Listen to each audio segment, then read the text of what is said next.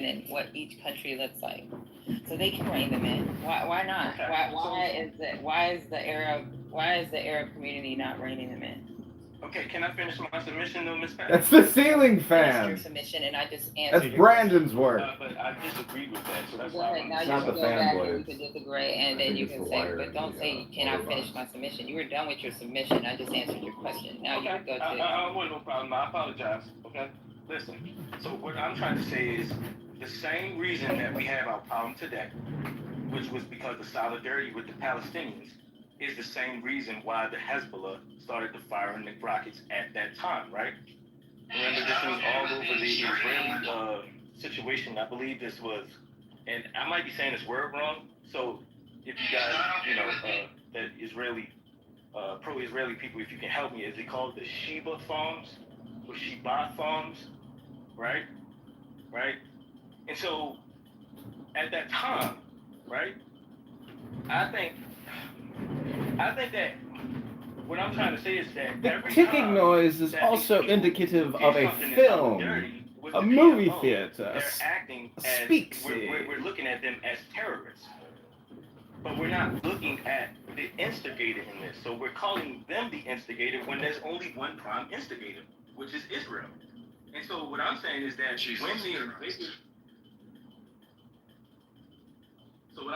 when they invaded Lebanon back in the day, are you saying that Lebanon just had no reason to have a problem with Israel? Or are we just saying that they just came out and, I want to kill an Israeli today?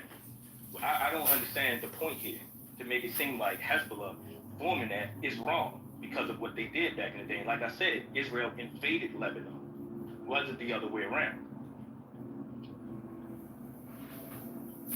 I'm happy to respond if nobody else wants to. I'm confused with what he's saying because, like, this is the problem. When you look at Shia identity or martyrization of Shias, right?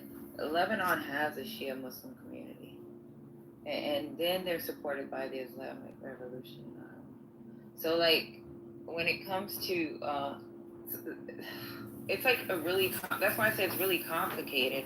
Like, the Middle East, this is all around religion, and this is how I feel. I feel it's all around religion. Nobody gives a fuck about the Shia population. And then some of the stuff that they're doing, it may be them protecting or trying to protect what they feel is rightfully theirs. But then again, this is still going to be a Middle East problem, and that's not only to include Israel, that would be, and to include Qatar, that would be to include Bahrain, that would be to include Jordan, who doesn't even really, to be honest with you, they probably don't care what happens to Palestine at this point because of historical shit that's happened in the past. They're only protecting themselves. Like, these Middle Eastern countries really are not on the same page as what you think they're on. They're only doing certain things because of their population and then saying, oh, we're all Muslims, we're still brothers. But outside of that, like, there's no real support. So if you look at how Hezbollah was conceived, this is part of Iran's prodigal to, like, export their own Islamic revolution. Like, and when it comes to foreign proxies, Iran is probably the most powerful when it comes to funding or training, guidance when it comes to ideology. Like, this is not something that is very complex, and how you're speaking on it, it's like mentally in my brain, and that's why I'm getting confused with some of the stuff that you're saying. It's like you're only taking a bit of information and not understanding the whole. Can I maybe throw something in there? Go ahead. Look, and this is something I think we can all maybe learn from. It's one thing, like if you're standing like in an area, you see a wall that's dividing two people. Factually, you've got a wall there. You could also give an opinion and judgment and say, well, it's a shame that the wall is being, put up and is dividing two people. But to be able to leave it there and be angry for one side putting up the wall and blaming them for the separation doesn't get into the nuance and context. Understanding and reaching a reason why was there a wall put up to start off with is a key question to be able to put up there. And it's like if we learned that, you know, terrorists were going over this line and they were killing innocent people, and that's the reason why the wall was put up, then that's an understanding of the why. But understanding, well, has it been effective or not? Well, that's another thing. And if you find that 97% of, you know, terrorist attacks and, you know, killings have been stopped, then you'd have to say, well, actually, I understand now why the wall's put up. I would have done the same thing myself. The same thing goes to, you know, to these comments like, well, Israel didn't initiate military attack against Lebanon. In 1982, the reason why Israel needed to be able to go in there, yes, Israel did go in there, but only after continued PLO attacks and an assassination attempt on the Israeli ambassador in London. And the same thing goes in 2006. You know, Israel's at war with Lebanon because Hezbollah crossed over the border, killed 3 people, and captured 2 Israeli soldiers. So there was a need to be able to, you know, for Israel to be able to do that, to be able to catch up. So, yeah, you're right in saying that, you know, Israel is at war with multiple people, but understand at the same time, like Hamas, their charter. Are you familiar with their charter, New? Yeah, I've heard. Is it new? Yeah, Nagu. Yeah. Okay, well, I mean, did Israel force Hamas to be able to write their charter? In Article 7 of their charter in 1988 clearly states what its objective is, and that is to be able to kill all Jews. They're a Nazi organization, effectively, and to be able to wipe Israel off the planet. Now, do you seriously think that you could be friendly? You know, these 2 parties could be friends and shake hands and go and play around with each other? You'd be silly to think that they can. 2 people need to be able to find common ground to be able to achieve a common outcome. And there's a reason why there is a complex situation which is there, but it could be very simply put like this.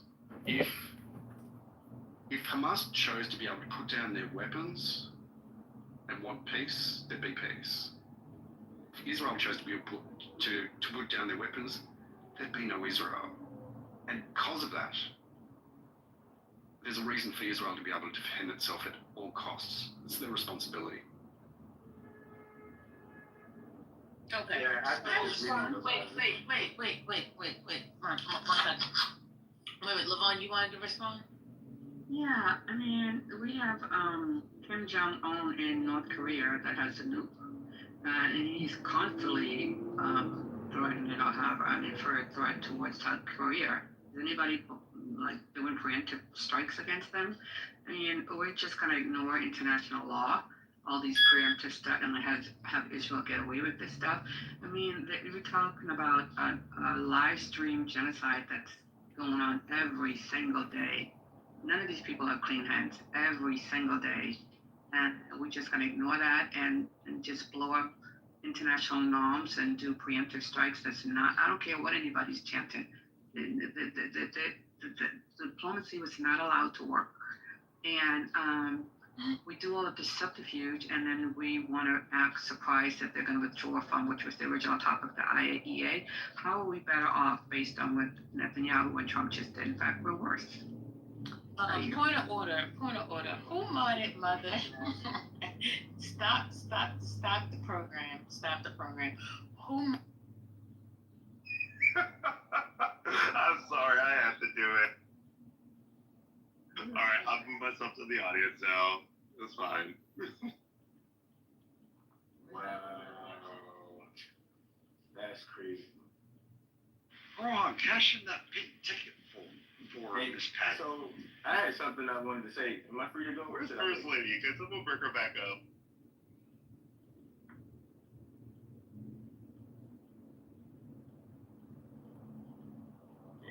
Can I speak on what I wanted to say, or should I?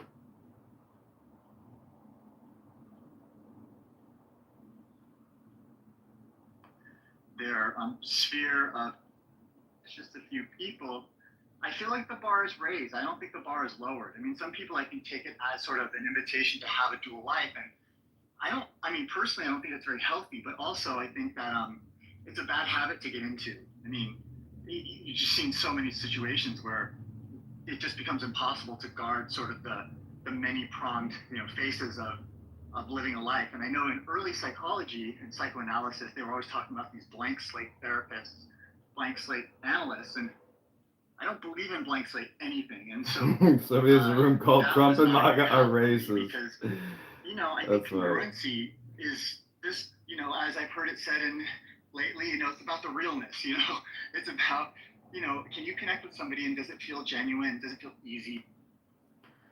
Well, I've watched people now,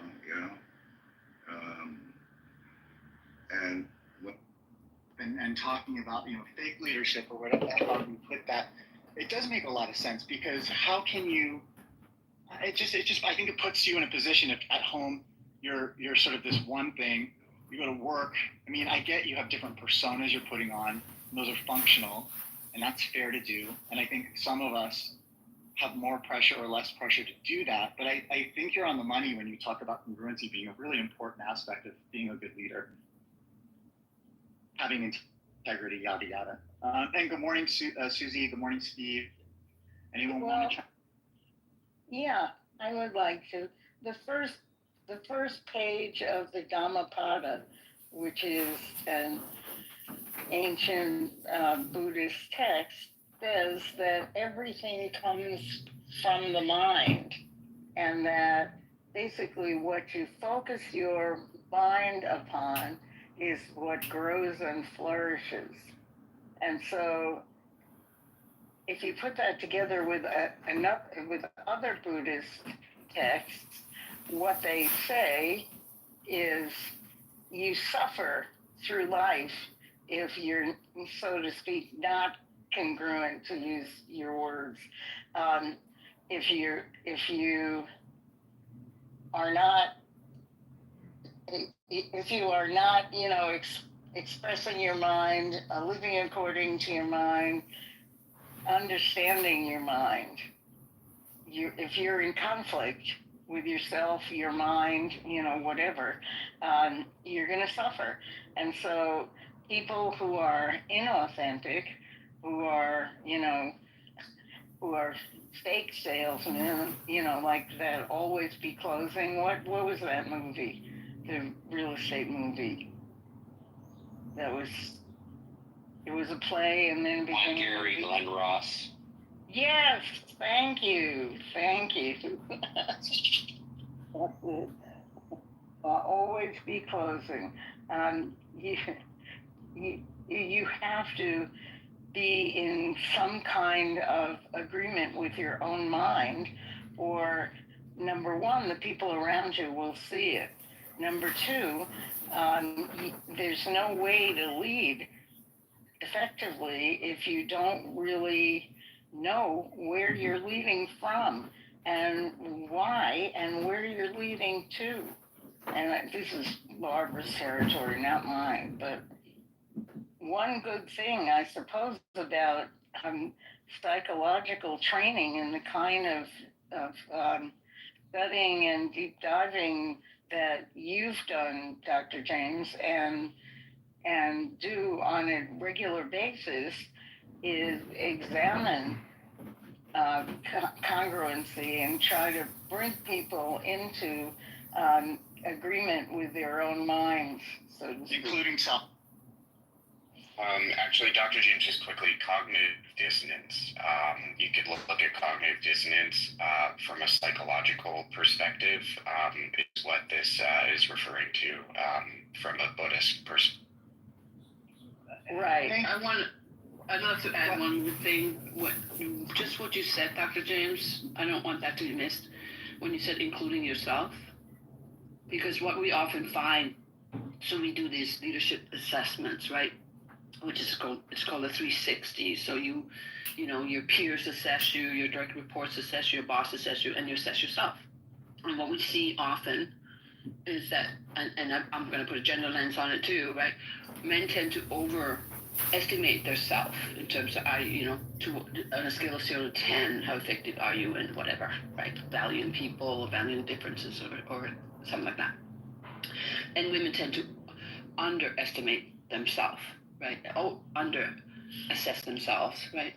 But the point is that there's an incongruence between self and others, right? So important to have that kind of deep dive on, wow, I thought I saw myself like that, but that's not how I occur or how I land for others, right? So how can I create congruence between my intentions, which is to be respectful, inclusive, and effective, whatever, right?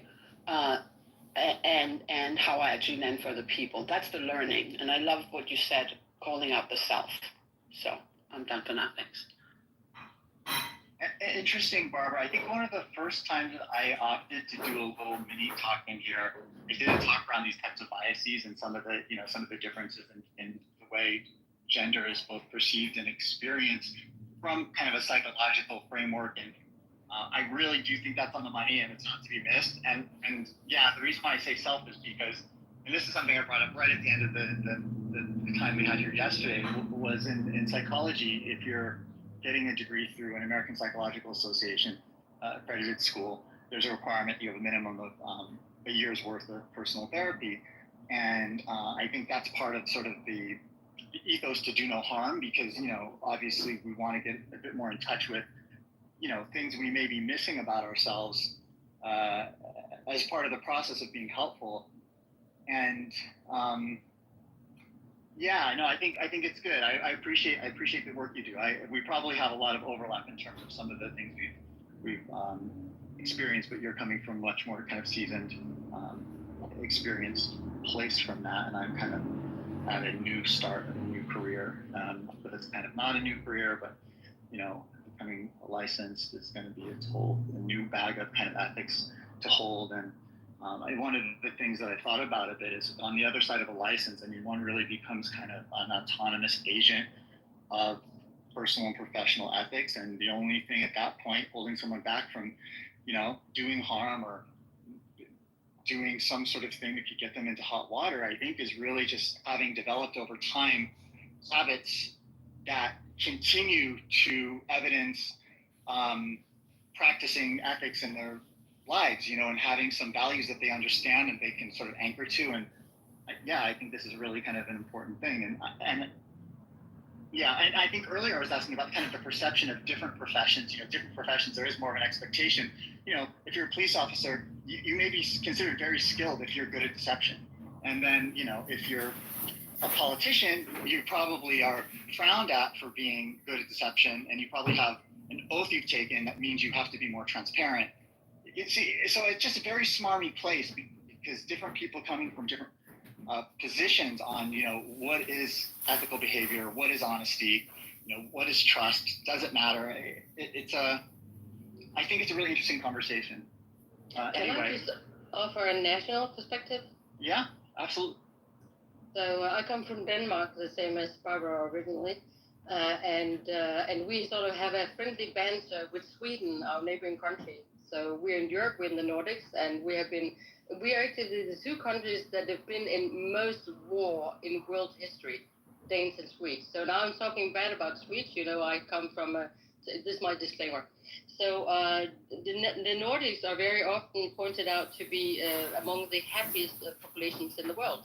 So how come the Danes are the happiest people in the world? Well, right now it's the Finns. They don't understand why. I can say that in truth because I'm half Finnish. But so Scandinavia seems to be very happy people. But somebody said to me a year ago, they said, it's a little bit interesting why Sweden will never come on top of that list. And we immediately agreed they will not. And the interesting mental thing in that is actually because they lie and Danes don't. So Danes have the reputation of, I know all you guys from the US, you're going to enjoy this, to be the United States of Northern Europe. That means that we are very friendly, very calm, but we also to the point. So if you ask me, do you think I did a good job? We will most likely say, no, I don't think so. There were bits that were good, but no, not really. And that would be honoring our relationship, that I tell you the truthful answer, which is quite interesting in this discussion. But then again, if you go to a suite and said, is this company that we're in, should we do this new task? Then in Denmark, you would go, yes, I think so because, or no, I don't think so because, and somebody will make a decision at the end. But in Sweden, you have a group of 10 people, you ask them the question, they will all have to agree. That means somebody has to lie. I mean, that's a really interesting point, and I think that is another wonderful nuance of sort of the conventions of truth-telling and kind of the cultures of truth-telling and, you know, that sort of thing. Yeah, I'll just... How do you achieve consensus? Well, sometimes you don't, right? I mean, sometimes you just don't. You know, people either, like what Susie's saying, they kind of fold, right? Versus really to gain an agreement. But you can achieve alignment, right? In Intel, we used to have a principle called disagree and commit, which meant that in every meeting, I never really understood it. I mean, in my own case, I disagreed enough times that I walked out. But, you know, but disagree and commit meant you can express your, you know, displeasure or disagreement, but then you had to say, okay, you're on my team, I'm on your team. We're gonna do this even if I think it's wrong. And how does that square? You know, I'm just thinking about this. It's been over 25 years since I worked at Intel, but I'm curious to ask Susie about, as a Dane, this is my perspective about happiness. I think that Danes are content, right? Yes. And there's a level of contentment that equates to happiness, right? You know, and then there's the happiness part, because I was just talking to my sister for a couple hours last night. You know, she's in Copenhagen and she's in this tiny little apartment, and she's, you know, and she downsized, blah blah blah, and she said, you know, I'm really enjoying this 800 square foot whatever, right? She's content, which then she says, I'm happy. What do you think of that, Susie? I think one of my Danish-German like border people, Schleswig-Holstein, I don't know what I'm talking about. So we have a minority of Danes living in Germany, and they are allowed to enter Denmark without cost at all. So he went to Denmark after having grown up in Germany, and he was with a lot of international students and people working in IT. And he said that the people said, oh, the Danes, they're cold, they're difficult to get close to. And then he said to me, I had this sort of vision one day, they're not cold, they're calm. And I think calm is the best expression I ever heard to explain a Dane. That's because if you get fired, that's no big deal. Because the Danish workforce system is made so it's very easy to hire and it's very easy to fire. And that means that the government has taken the risk for the workforce and say, well, we have made a system where you will actually get 80% of your income for 1 year currently. That means that you don't worry about getting fired because you can be calm and think, okay, maybe I'm not doing the right thing. Maybe I should take a second education. Maybe I should work for a different company. It's no big deal if I get fired. You can take the education you want to because we get paid to educate ourselves until a certain limit, of course. But every single Dane has a right to not only free education, but also get paid while you're studying. So that means we are calm. We're very, very calm. And sometimes a little bit, you know, if you're calm, are you happy? I think it goes a long way. But can you still be desperate even though that you're calm? Yes, you definitely can. Wow, that is exactly the opposite of what I have noted in the United States. First of all, in the United States, we're all totally identified with our work. So it's not, so if we get fired, a part of our being has been taken away. So this is, which is why AI actually. But in a sort of funny way. So I studied in Great Britain for a couple of years, and I did a student job where I was I was a temp staff as a waiter, and I became